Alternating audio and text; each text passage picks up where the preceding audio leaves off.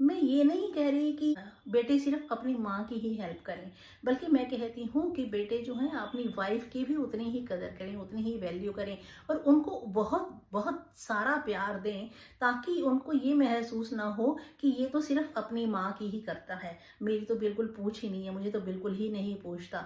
अपनी वाइफ्स की परवाह करना, उनकी केयर करना, उनको बहुत सारा प्यार देना, ये भी उस आदमी का फर्ज होता है। अब आदमी कहेंगे अच्छा, मतलब माँ के लिए भी सब कुछ और वाइफ के लिए भी सब कुछ और हमारे लिए कौन सोचेगा? तो मैं कहती हूँ कि आपके लिए दोनों सोचेंगी, एक नहीं सोचेगी बल्कि दोनों सोचेंगी। आपको एक नहीं डबल डबल फायदा होगा, क्योंकि माँ का भी प्यार मिला, आशीर्वाद मिलेगा और वाइफ का प्यार भी मिलेगा और बहुत सारी रिस्पेक्ट भी मिलेगी। लोग कहते हैं कि बहू अच्छी हो तो माँ बाप को वृद्धाश्रम कोई नहीं भेजेगा, पर मैं कहती हूँ कि अगर बेटे अच्छे हों तो इन वृद्धाश्रमों की जरूरत ही नहीं पड़ेगी। मैं अपनी इस बात को प्रूव करने के लिए आपको एक छोटी सी कहानी सुनाती हूँ। वो कहानी इस तरह से है कि एक माता पिता थे, उनके दो बेटे थे और दोनों बेटों की शादी हो चुकी थी। जब पहले बेटे की शादी हुई तो उसके घर में एक बहू आई, तो सास बहू मिलकर अपना काम कर लिया करते थे। कभी थोड़ा वो कर लेती थी, थोड़ा वो कर लेती थी, लेकिन फिर भी कभी कभार थोड़ी बहुत खटपट हो ही जाती थी, क्योंकि सास बहू का रिश्ता है। रिश्ते तो सारे ही ऐसे होते हैं, सभी में थोड़ी बहुत खटपट चलती रहती है, पर सास बहू का ऐसा रिश्ता है जो दुनिया में बदनाम है। तो उन सास बहू की भी कोई खटपट थोड़ी बहुत चलती रहती थी, लेकिन सब सुलझ जाता था मामला, कहीं कोई दिक्कत नहीं आती थी। लेकिन जब दूसरे बेटे की शादी हुई तब वो दो बहुएं हो गई और एक सास हो गई।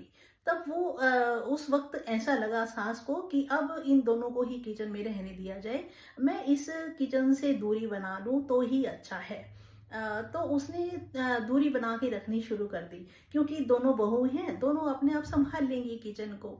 लेकिन धीरे धीरे घर में कलेश बढ़ने लगा, टेंशन बढ़ने लगी, रोज कोई ना कोई अनबन, कोई ना कोई खटपट ज्यादा होने लगी। छोटी बहू कहती कि बड़ी कर लेगी, बड़ी कहती कि छोटी कर लेगी।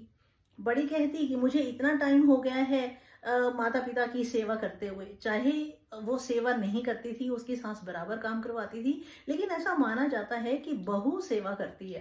तो वो बहू कहती कि अब छोटी करेगी, मैंने कर लिया। लेकिन छोटी कहती कि मैं इतना क्यों करूं, मैं अपनी सास ससुर की तो करूं, लेकिन मैं सबके लिए क्यों करूं, वो बड़ी करेगी। तो इस वजह से घर में कलेश होना शुरू हो गया था। तो कलेश बढ़ते बढ़ते इस हद तक जा पहुंचा कि सास को सोचना पड़ा कि मुझे उठकर ही कुछ करना पड़ेगा। तो उसने सोचा कि क्यों ना रात को जो ये खाना वाना खत्म हो जाता है तो दोनों अपने कमरों में जाकर लेट जाती हैं, आराम करती हैं, मोबाइल चलाती हैं, जो मर्जी करती हैं। लेकिन यहाँ किचन में बर्तन फैले हुए पड़े रह जाते हैं। मेड आती है, काम वाली आती है, सुबह आती है, दोपहर बाद भी आती है, लेकिन रात के खाने के बाद बर्तन यूं ही पड़े रहते थे। और हम लोगों में अक्सर ऐसा सोचा जाता है कि ये ऐसी कहावत भी है कि अगर रात को किचन गंदी पड़ी हो, किचन में जूठे बर्तन पड़े हों तो उस घर में क्लेश रहता है। अब ये इसी वजह से कहावत बनी या कोई और कारण रहा होगा, वो मुझे नहीं पता, लेकिन सिर्फ एक इसके पीछे एक जेन्युइन रीजन ये हो सकता है कि किचन की या कोई भी एरिया हो घर का, उसको साफ सुथरा करके ही सोना चाहिए। तो सास ने सोचा चलो कोई बात नहीं, दोनों दिन में लगी रहती हैं पूरा टाइम, तो अब रात को मैं कर लिया करूंगी, बर्तन मैं धो लिया करूंगी, किचन भी मैं ही साफ कर दिया करूंगी लास्ट में। तो रात को 11-12 बजे के करीब सास किचन में गई, उसने बर्तन धोने शुरू कर दिए। और बर्तन धो रही है तो उसमें थोड़ी बहुत खटपट भी होगी, आवाज भी आएगी। तो दोनों बहुओं को बड़ी कॉफ्त होने लगी, उनको ऑब्जेक्शन होने लगी कि रात को हम लोग आराम करने के लिए अपने कमरे में आते हैं, लेकिन माँ जी जो है वो खटपट खटपट शुरू कर देती हैं। और सुबह भी हमारी नींद माँ जी की वजह से खराब होती है, क्योंकि वो सुबह सुबह मंदिर में घंटियां बजाकर पूजा करनी शुरू कर देती हैं, आरती करनी शुरू कर देती हैं, हमें तो आराम ही नहीं मिल रहा। तो एक दिन तो चलो ठीक है, थोड़ा बहुत मुंह बना के उन्होंने सहन कर लिया, दूसरे दिन भी सहन कर लिया, तीसरे दिन वो अपने हस्बैंड को बोली दोनों कि माँ जी को जाके तुम रोकते क्यों नहीं हो, वो रात को ये भी कोई टाइम है साफ करने का, बर्तन साफ करने का। शाम इतना शोर कर रखा है, हम लोगों ने सोना भी होता है, आराम भी करना होता है, सुबह भी जल्दी उठना होता है और सुबह भी उठ जाती हैं डिस्टर्ब करने के लिए। और पापा जी भी सुबह उठ जाते हैं, खाओ खाओ खाओ करते रहते हैं और जोर जोर से ठहाके मार मार कर हंसते हैं। उनके लिए तो ये एक्सरसाइज होती है, लेकिन हमारे लिए कितनी परेशानी हो जाती है। तो उन दोनों बेटों ने भी वो बात अपनी वाइफ्स की सुन ली। एक दिन सुन ली, 2 दिन सुन ली, तीसरे दिन भी सुन ली किसी तरह से, लेकिन चौथे दिन वो दोनों अपने कमरे से निकले। जैसे ही अपने कमरे से निकले, बाहर गैलरी में दोनों का मिलन हुआ। दोनों ने एक दूसरे को यही कहा, रसोई में जा रहा है ना? तो वो भी कहता हाँ रसोई में जा रहा हूँ। तो उसने जाके बड़े बेटे ने जाके माँ को कहा कि माँ आप हटो इधर, किचन में बर्तन धोना अब छोड़ दो, आप हम धो लेंगे, हम दो है ना, हम दोनों मिलके काम कर लेंगे। छोटा बेटा बोला हाँ माँ आप हटो, हम दोनों मिलकर काम कर लिया करेंगे, आपको कोई जरूरत नहीं है यहाँ पर आधी रात को आके बर्तन साफ करने की, सारे हमारे जूठे बर्तन हैं, आपके जूठे बर्तन धोने की तो हमारी ड्यूटी है, हमारा फर्ज है, हमें निभाना चाहिए। उन दोनों ने माँ को पकड़कर अपने कमरे में लाकर जाके बिठा दिया, माँ के कमरे में, और खुद दोनों बर्तन धोने लग गए और साफ सफाई भी कर दी उन्होंने। करीब आधे घंटे में सारा काम निपट गया, दोनों ने मिलके किया। तो अगले दिन भी वो दोनों बेटे आ गए, माँ के आने से पहले उन्होंने किचन में बर्तन धो दिए और सारा कुछ समेट दिया, साफ कर दिया। तीसरे दिन माँ उठ के आई, माँ कहती है कि बेटा तुम दोनों बर्तन धोते हो, मुझे अच्छा नहीं लगता है, मैं भी तुम्हारा हाथ बटाती हूँ। तो वो तीनों मिलके करने लगे।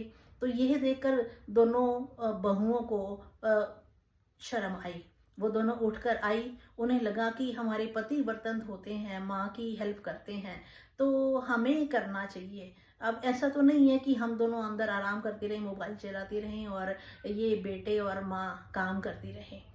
तो उन दोनों ने कहा कि माँ जी आप जाओ अपने कमरे में, हम मिलके काम कर लेंगे। तो उन चारों ने मिलकर काम खत्म कर लिया। इस तरह से 1 हफ्ता ही बीता था। 1 हफ्ते के अंदर अंदर उनके घर जो टेंशन रहती थी, जो कलेश रहता था, वो सारा का सारा खत्म हो गया और उनके घर में बहुत ही मतलब खुशी की एक लहर सी बन गई थी कि सब लोग आपस में एक दूसरे से खुश होकर बोलते थे, बिल्कुल भी नाराज नहीं होते थे और ठहाके लगाकर खूब हंसते थे।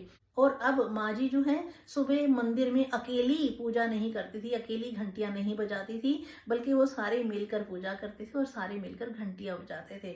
और पापा जी भी एक्सरसाइज अकेले नहीं करते थे, उनके साथ मिलकर उनके बेटे भी एक्सरसाइज करते थे और ठहाके लगा लगा कर हंसते थे। इस तरह से एक टेंशन भरा माहौल जो था वो घर में खुशी का माहौल बन गया। तो इसीलिए मैं कहती हूँ कि अगर बेटे थोड़ी सी समझदारी दिखाएं, थोड़ा सा भी अपने आप को बदलने या अपनी पत्नियों के स्वभाव को बदलने की कोशिश करें, हालांकि ऐसा नहीं कर सकते, वो अगर कितनी भी कोशिश करते हैं तो वो टेंशन और ज़्यादा बढ़ जाती है, उनकी आपस की लड़ाई और ज़्यादा बढ़ जाती है। इसीलिए उनको माँ की हेल्प करनी चाहिए थी तो उन्होंने की, लेकिन इसको देखा देखी उनकी पत्नियों पर भी असर हुआ। तो इसीलिए मैं कहती हूँ कि अगर बेटे अच्छे हों तो बहुएं अपने आप अच्छी हो जाती हैं और माँ बाप को वृद्धाश्रम भेजने की ज़रूरत नहीं पड़ती है। नमस्ते, सत श्री अकाल, मैं उषा तनेजा आपका वेलकम करती हूँ। तो आज की ये मैंने छोटी सी कहानी जो सुनाई है, उम्मीद है आपको अच्छी लगी होगी, और अच्छी लगी हो तो इस वीडियो को लाइक कर देना और अपनों के साथ शेयर भी कर देना जिनके घर में इस चीज़ की ज़रूरत है। इस चीज़ की मतलब उनके घर में भी अगर समझ बहू की कोई खटपट रहती है और बेटे ध्यान नहीं देते हैं, तो आप उनको शेयर करेंगे तो हो सकता है उनका भी थोड़ा सा मन बदल जाए। और आपने अगर इस चैनल को सब्सक्राइब नहीं किया है तो आप इस चैनल को सब्सक्राइब भी कर लीजिए, ताकि आने वाली बढ़िया सी प्यारी सी वीडियोस की नोटिफिकेशन आप तक फटाफट पहुंच जाए। आज के लिए इतना ही, मिलते हैं अगली वीडियो में किसी नए टॉपिक के साथ या नई कहानी के साथ। तब तक आप अपना और अपनों का बहुत बहुत ख्याल रखना। Okay, thank you, bye bye.